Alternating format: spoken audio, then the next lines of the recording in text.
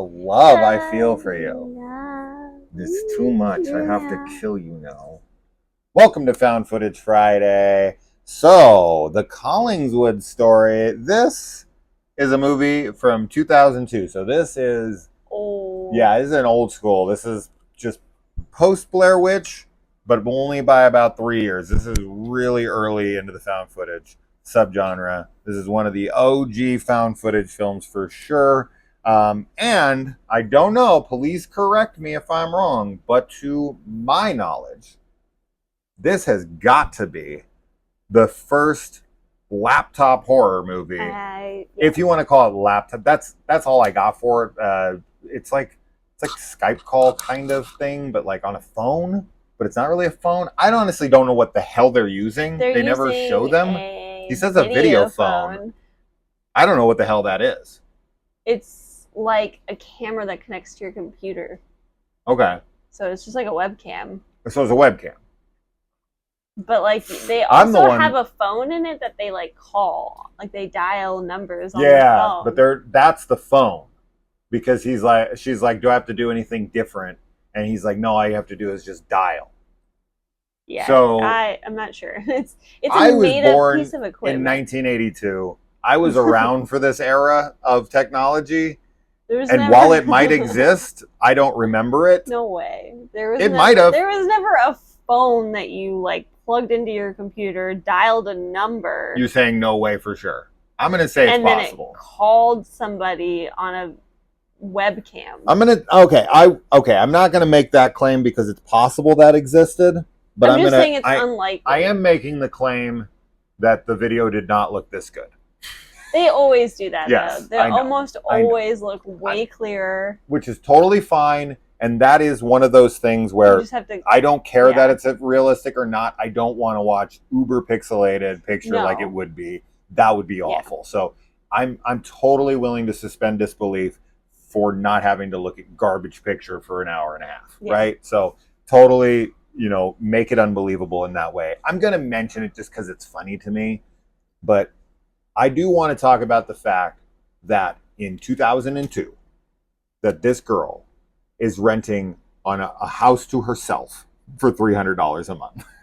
Yeah. Now, she does say it's a deal. It's a room. She's supposed to just be renting the room. I don't see how that's possible. They're not there. Right. But they're never there. Yeah. So she's getting the house to herself. Yeah, she's getting it to herself, but she's only really renting the room. You can rent a room in 2023 for $300. It would be not great, but you could definitely do it.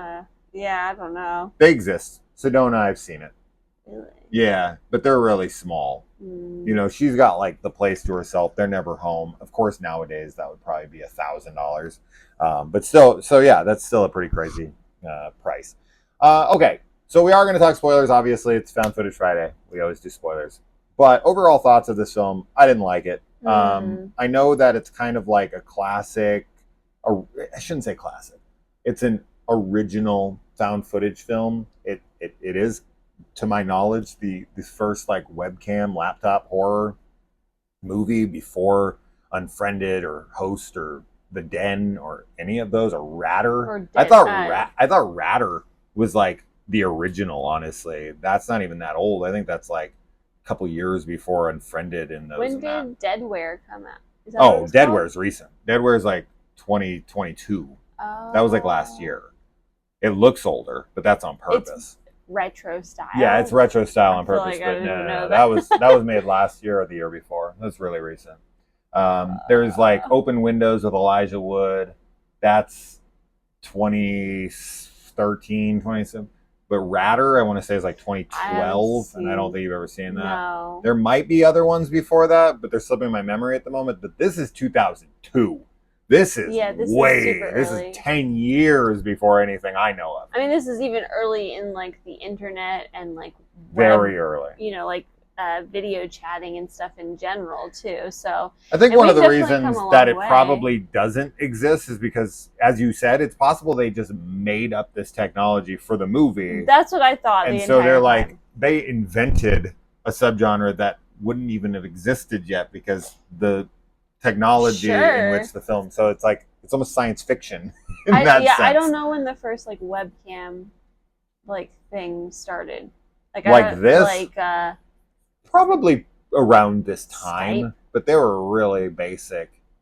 So, but like on the computer, so in fairness, it's the computer screen, then it's this little app on the computer screen that's about this big, and the picture on it's like this big. Yeah. And like maybe 20% of the film is showing the entire computer screen with them in this little box in the middle of the screen. So I don't know. The picture quality is bullshit for sure. There's no way it was this good in 2002. But a video call in 2002, sure, they had existed to some degree. Now, how much that would cost? He's like, oh, let's leave it on all night. And she's like, how much that gonna cost? And he's like, I'll take care of it. Bro, it would have been expensive. Yeah, that would have been expensive. It would have been super expensive because I ran my dad's phone bill up like to like $300 or something using AOL. Yeah. I didn't realize, and I told him, "Oh no, it's fine. It won't do anything." And he called me like, "You son of a bitch." That was like the only time I remember my dad being genuinely pissed off at me. I didn't use AOL that much. You're too young. I think I got one, but I didn't know anybody, so I didn't like chat with anybody. Oh, I didn't know anybody. I didn't chat with anyone online that I knew. I was dangerous. I didn't know. Well, I did dangerous things later on. Like I went on to other chat rooms and like Omegle and like stuff like that, but just AOL. I don't know. She didn't learn from those mistakes. She met a guy offline and drove to his freaking trailer in the middle of nowhere in a white van. Yeah, I've come a long way. You've come along. You did come a long way to my house. And did not now get killed. I'm in this freaking heat. Yeah, I killed you. Killed me. I'm killing you slowly. Slowly. I'm playing the long game. You're too hot. I also didn't really like this movie, but I also kind of did. It's weird. I thought that there was some really good atmosphere. There's some shots of like this town that they're in that I was really into. There's a psychic that like at times was really creepy to me. Like she was soft spoken and like the lighting, but then there was also times when I was watching her and I was like, she's super corny and like cheesy. But some of it was kind of working for me. I don't know why. I think it's because they didn't use any like music in this, obviously. They did in some places. Did they? Yeah, I was gonna tell you that. They definitely break found footage rules. They do, but I didn't notice music. There's like 3 different things that they did. Oh, actually, I take that back. Yeah. I did notice music. There's like chanting and stuff, but I thought that was no, there's actual or music. Whatever. It's not diegetic. There's some non-diegetic music in here during certain scenes for sure. Well, whatever, it's like stingers and whatever. For her scenes were like really quiet and weird, but yeah. So some of it, I thought like the atmosphere is okay. Some of the acting, I also was like, that's okay. Like, I can get behind it. And I sort of liked the concept, but I just felt like, and this is, probably because it's like the first of its kind, but like the transitions, none of the transitions worked from scene to scene. No. And, like you can't compare it to something like Unfriended or not. I haven't seen Megan is Missing, but what's the other one that we saw that was like, it's by the same people? Recently? Oh, you didn't see Profile. You saw Missing and Missing. Yeah. Not Megan is Missing, but Missing, which we both loved, and that as like internet horror, laptop horror is amazing. Sure. But we've also come so far as a society where like most of our lives are online. So sure. But like so I have to give it like some slack for that, but I just the transitions really don't work, and I think that it takes away from the story because it's kind of confusing, like when they move into from one scene to another, and especially at the end, there's like a really emotional fight that the 2 main characters have, and then like the very next scene, they just kind of have moved on from it, and it doesn't feel like it's earned. No, not at all. The ending, I'm also super confused with. Sure. I don't understand what's happening. Same. But yeah, I don't know. I just think that like it had promise, and like I said at the beginning of that, like I think that the atmosphere is probably my favorite part. I think there was some actually kind of creepy like vibes coming from it. that I was into, but overall I didn't like it. So it's weird. I definitely found the film to be melodramatic and silly. I found the relationship drama between our two main characters to be mostly melodramatic. That being said, I think the performance from both of them are fine. I think they're both fine. I think she's good at times. I think he's good at times. And I think both of them are not so great at times. But overall, it's just kind of like, evens out to like they're fine. They're fine. So they're not really the issue for me. But I think Kayleigh makes a really good point, and I think that this is something to really take into consideration.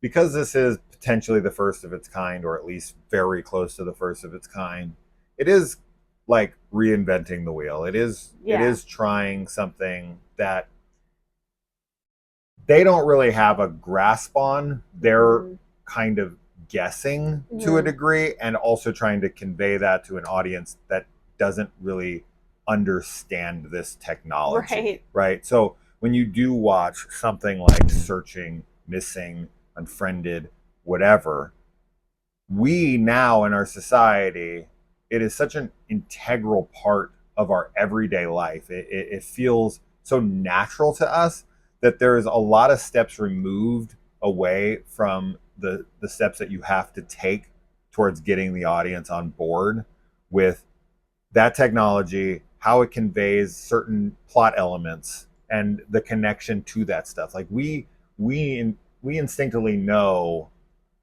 everything that's happening in Unfriended or in Searching, whatever, because that's so part of our lives now that all of it feels natural. It really does. Like when I'm watching it, when they're going back and forth between the keyboard and this and that, and they're looking up things on the web browser, and they're that stuff just, it feels like my life, because we do that all the time now, and it's our brains process it so much easier. But when this came out in 2002, people are just kind of like, what's going on? And they have this uphill battle of like trying to get them to understand how this technology works and how these people are communicating. And they're talking face to face, but they're like 8 hours away. They're on a video phone. And they're like web chatting there as well. But like, and even us, who are used to it, there's still certain things that are disconnected because we don't understand this specific technology. But because we have a grasp on it, it's easier for us to understand. So that is a problem with the film, but that's not why this film doesn't work for me. I just find the writing to be muddy. Yeah, it's very muddy. Also silly. I find a lot of it to be silly, confusing, and it's trying to be way more dramatic and intense than it actually ends up being. I agree, but I do feel like there's a couple moments that do succeed in being kind of tense. Not like super tense. Just like kind of tense. This movie basically shows the origins of chat roulette. I'll say that. I would have liked to see more of like the random number calling thing, because that's like fun. But we only get like one guy really, and he's weird, which I also like swear that's the guy at the end that we're seeing, the like old Charles Manson thing image that's flashing. But it definitely, like you were saying too, it breaks a ton of the found footage, because there's like especially at the end, there's like shots that are just like overlays, like video overlays of random things, and you're like, how are we getting this? How are those images being put up into the negative? And in addition to that, when our main girl is up in the attic, we're seeing things from multiple camera angles when she's up there with one camera. In my brain, I was like, oh, well, she's just got like the laptop, like the cam on the computer, and then she's like holding one, and I'm like, wait a minute, she only has the one. She definitely only has the one. And she's walking around up there with a phone line attached to it. Right. Well, what I would have liked, because the ending, I don't understand. I also don't understand a lot of like the plot, actually. Like, to be totally honest, I really don't get it. But some I secret wanted her. society, freaking sacrifices. Yeah, that part, like, I got that there's like shady stuff that was happening in the town before, and there's like a cult that's operating. He's And a ghost who wants his women and will kill the dudes that come around. But like then so when the psychic is like telling our main guy like don't trust her or like don't talk to her, don't be near her. I was like, oh, she's evil, and then you made some comment where you were like, he's gonna get attacked, and he does get attacked in the end. Yeah. But then by that point, it's like she's possessed, I guess, because up until that point, she seems like scared when she's in the attic and everything. It's just like at the very end that she's like smiling, right, and like is evil. But before that happens, there's a few minor moments where, and I think this is because they're fighting, but it comes across like she becomes suspicious. There's some like looks that she gives him whenever, like towards the end, you know what I'm talking about, where she's just kind of like, and she like pauses and like hesitates on certain things, like when he's like, no, the main girl, I'm sorry. Okay. There's just a few moments where I was like, oh, she's like in on this or whatever, and I don't think she was in on anything. I think she gets possessed at the end. Oh, sure. It would have been cool that it was like all a ploy to like kill him. She was in on it. I mean, maybe that would have worked if it was done differently, because this wouldn't have made any sense in the end if that was the case. I will say that I don't understand why the psychic lies to her when she's trying to get her out of there. So I honestly don't really get... Because the psychic's evil, too. I guess, but she's trying to save the guy, so it doesn't make any sense to me. Maybe she's just trying to save the guy because she's like, he doesn't want you, like he wants her. But he does get him. So she's like, there's no saving her. But then she kind of like tells her, she's the one who sets them off on that path by bringing it up to her, because she's the one who calls first. Yeah. So if she doesn't want to tell her anything, it very much feels like she wants to tell her, but then she lies to her when she's like, you know, he calls and she's like, I don't know who you're talking about. So I don't get any of it. And none of that stuff makes any sense. She's dressed like she's from the Matrix. Yeah. She's got the glasses like she's from the Matrix. I think because this was made in like 2002 and the Matrix came out in 99. So they were probably just, you know, high on that kind of fashion at the time. This guy is not to be, the main guy is not to be trusted though, because he's not sure how magnets work. He's an Insane Clown Posse fan. Oh, yeah. He has an Insane Clown Posse poster on his wall, and I'm like, bro, what? It's like magnets, how do they work? Yep. I don't know, man. Anybody tells you, they're fucking lying. According to the Insane Clown Posse. ICP. Yeah. ICP all over me. Okay. What's up with the friend carving pumpkins randomly in his bed? I don't know. It's Halloween time, I guess, but I don't know. There's like pumpkin guts and shit all over the place. Yeah. And did he date the main girl too? Because he was like, did you break up with... That's what I thought too, but I was like, there's no way this girl dated him. Dude. He's such a loser. Have you ever talked like, oh my God. But he's like Who did you date? I know, but him compared to the main guy. Who did I date? Yeah. The main guy just seems so much better. We all dated. I mean, this girl's supposed to be 21 years old. She's supposed to be dumb. So if she dated him, she probably dated him in high school. You know, girls and guys date awful people in their high school years and in their early 20s and shit, even beyond that. But a lot of people, most people date dumb people in their early years. Yes. Yeah. So him, sure, 100%. But he just is like so lame. I don't know. He's like supposed to just be the like internet savvy friend, I guess, because he kind of doesn't really have a point after. He's totally filler. Yeah, he's filler for this movie to it is like, well, who else can we call? Let's have him call the friend. The point of him is to be there to suss out the relationship drama through him without inner monologues. Right? It's there for him to talk about his love for her without having to say it to her. Yeah. Right? He's got to say it to someone, so they put the friend in there, and it's supposed to make us go, oh, he's like crazy about her, and here's why he won't say anything, and all that stuff. So it's just exposition through a meaningless character who has pumpkin guts all over him. There, so she's like recording videos as she's driving. Oh yeah. I don't really know how she's doing this. I guess she just has a camera but she's like sending them to. So I honestly, she's putting them through like the video mail. It's super weird, It's but super she's weird. not only doing that, but she's also the way we're seeing it, she's sending these like edited videos with a voiceover. So that's what's really weird. I know. I think what it's supposed to be is that like she's got a portable phone. She calls it her portable too, which is just like it's weird because it's so dated, but I think it's supposed to be like the camera attaches to the phone, but I don't know how she's recording it.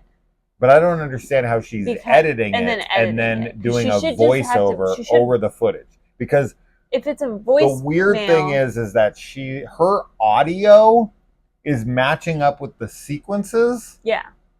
But like she's in the car driving. Yeah. Because the audio's from her in the car driving, but it's also like the audio is going over, like she's like, oh, there's this place. Yeah. But like it's been edited together, so she wasn't on that road when she started the dialogue, and then the dialogue bleeds over without any cuts in it. It makes zero sense. I don't honestly care. It's just something I had to point out because we're doing the review, and I always want to make sure we cover every stupid little thing. The little toy in the tub that disappears ends up back in the end. I don't really know what that thing is, but it's here. Like an evil thing. Fun little piece of trivia here. This is probably the only thing from this that I actually am interested to say. The main girl in this actually is Jamie Lloyd from Halloween 4's bully in school. She's the girl with the other two boy bullies that come up to Jamie in the school and are like, Jamie's an orphan, the little redhead. Jamie's an orphan. Yeah. So mean. Boogeyman. I love that scene. Like, as mean as it is, it's so nostalgic to me. So, and then they meet up later and she's like, that's a really cool costume. Not her, but the boy. And she's, you want to come trick? And she's like, yeah. What? No. Kick her. Kick them both. Break them. Sick Michael on them. Kill them. She's like, my uncle's gonna get you. 100, dude. 100. But that's her. That's so cool. I was that is really surprised. Cool. Like that's the much better movie that she was in. Sure. I mean, yeah, like I feel like both of these actors, I don't know. I don't think that they were horrible actors or anything. No, so like I was wondering too how they filmed, because obviously they don't, like, they're looking into a camera, but I was wondering if they were like in the same room as each other when they were filming. Oh, probably. They're acting opposite one another. Sure, I'm sure they are. And then we get his eyes cut out in the end, and his mouth is like slit open, like a smile. That looked cool. We saw it for creepy. 1 second, but it was a good final image. Yeah. Well, second to final image, her smiling and being turned to the dark side is the final image. But two good final images in a rather silly film. Yeah. So that's it. Collingswood story. First time I ever saw it. Last time I ever saw it. It's got its place in history. If it really is the first laptop horror, I'm always going to reference it. Right. This is like if you are found footage freak. Yeah. If you're a completist. You want to see how something early days. Yeah. Technology, found footage, like computer based laptop horror type stuff. If you're like a big fan of that and you're like, I need to see the genesis, the origins of this. Here's your film. Otherwise, no thanks. So, but I'm glad I watched it. I'm glad I finally saw it, because I've been seeing it on lists forever in the found footage genre, and I know it was like one of the early day ones. And I was like, I gotta see this damn thing. This and like the St. Francisville Experiment. I saw that, but I do want to do that at some point. We did last broadcast. Obviously, we did like the Blair Witch. Then there's like the McPherson tape and like the alien abduction thing and all that stuff. We'll see. But for now, I'm glad we got this out of the way. I'm glad I saw it, but not a fan. And once again, magnets. How do How they do work? I just want to know. If only there was, science that could explain to us like opposing polarities. I mean, it's so complicated. They're lying. They're lying. It's magic. All right, guys, that's it. Bye.